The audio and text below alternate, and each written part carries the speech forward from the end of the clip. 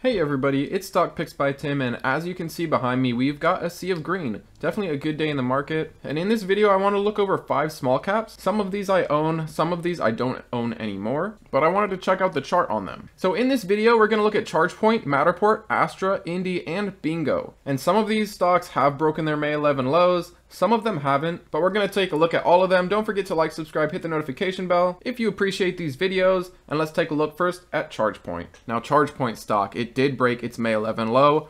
Definitely not a good thing to see, and it is up today with the market. And it's actually up nearly 9% just today. But is it going to come back through this? This yellow line here seems like it is going to likely become a resistance. It was previously a support in this falling wedge. The falling wedge fell through, which is definitely not a good thing. And you're going to want to watch to see how it does breaking out of this level. It's definitely not a good thing to see that this stock recently hit a new low. And despite this short-term negativity, I do believe in ChargePoint for the long term. But short-term, it's very possible we see some lower levels on this one. However, on the daily chart, it is rising on the RSI, the MACD is curling upwards, but the candles are still bearish. The 4-hour does look a little better. It is approaching the 50 EMA. The MACD looks a bit more bullish, and the RSI is working towards neutral. But I really won't be surprised if this does come down a little bit if the overall market keeps dropping. And next up, I wanted to look at Matterport. This one didn't hold up its May 11 lows, but this has happened a couple of times already. Now, one thing with Matterport is they do expect earnings here in the middle of February, just a month and a half away. And they do still expect to see growth in revenue. Still a negative quarter, still a money-burning company. Now, are we going to see revenue growth in this earnings? Or is it not going to grow quarter over quarter? And the thing with a lot of these small caps is all of these are not making a profit. Wall Street doesn't want to touch them.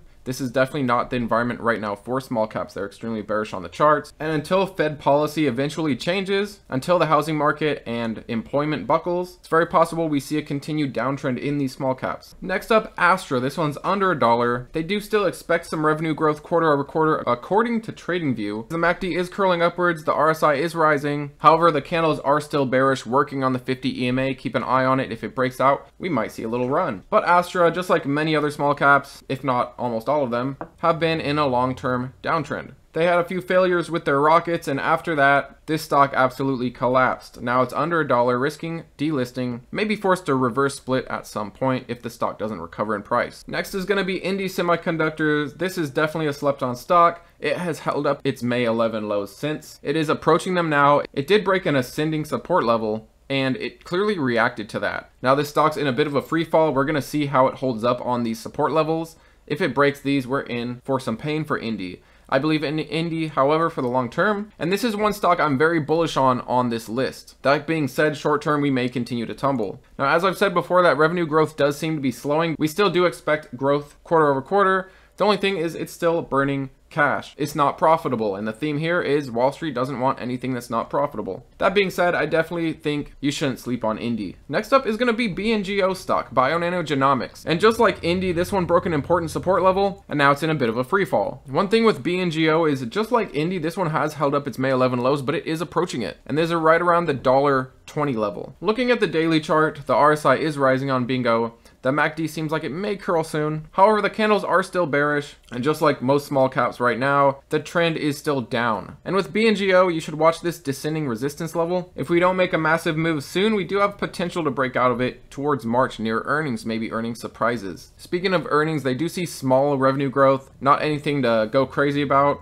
So we'll see how things go there. But one thing we've seen with Bngo is continued revenue growth. Seems like the medical communities are reacting positively to their OGM, their optical genome mapping device. Full adoption is still a long way away, but it's good to see Bngo making progress over time. But thanks for watching, guys. As you can see, a lot of these small caps are still in longer term downtrends, and with the current macro economy, things still definitely look rough. But I personally think some of these small caps have great opportunity. Some of these I'm just going to continue to keep an eye on. A few of these I have positions in, a few of these I've gotten out of. But let me know down below what you think. Which of these stocks do you own? Which of these stocks are you watching? Thanks as always, guys, and take it easy.